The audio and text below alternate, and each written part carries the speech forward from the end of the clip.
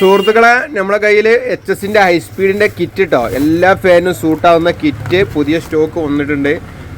ആദ്യത്തെ മാതിരിയല്ല, ഇതിൽ ഒരുപാട് സാധനങ്ങൾ ഇപ്പോൾ ഇൻക്ലൂഡ് ആയിട്ടുണ്ട് കേട്ടോ. ബാറ്ററി, അതായിട്ട് റിമോട്ടിൻ്റെ ഹോൾഡർ ഒക്കെ കാണിച്ചു തരാം കേട്ടോ. റിമോട്ടിൻ്റെ ഹോൾഡർ ഉണ്ടാവും, ഇതൊക്കെ ഓക്കെ. ഇതൊന്നും ആദ്യം ഇല്ലായിരുന്നു. റിമോട്ടിൻ്റെ ഹോൾഡർ ഉണ്ടാവും, കൂടെ പിന്നെ 2 ബാറ്ററി ഉണ്ടാവും, എല്ലാം ഉണ്ടാവും. ഓക്കെ, ഇത് കനോപ്പി ഇതാ എല്ലാം ഉണ്ട് കേട്ടോ. ഇപ്പോൾ ഇത് ഓരോന്നോരോന്നായിട്ട് ഞാൻ പരിചയപ്പെടുത്തി തരാം കേട്ടോ.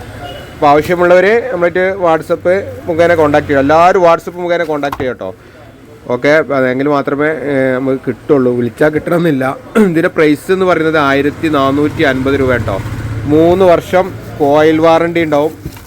ഓക്കെ, 3 വർഷം കോയിൽ വാറണ്ടിയും 1 വർഷം ബോർഡ് വാറണ്ടി ഉണ്ടാവും. അപ്പോൾ ഞാൻ ഓരോന്നോരോന്നായിട്ട് പരിചയപ്പെടുത്തി തരാം കേട്ടോ. സുഹൃത്തുക്കളെ, ഇത് മാഗ്നറ്റ് കേട്ടോ. ഇതാണ് മാഗ്നറ്റ്. ഇത് 7 സ്പീഡിൻ്റെ റിമോട്ട് ഇട്ട് 6 കഴിഞ്ഞാൽ ഫുൾ സ്പീഡ്. ഇത് 7ാമത്തെ സ്പീഡാണ്.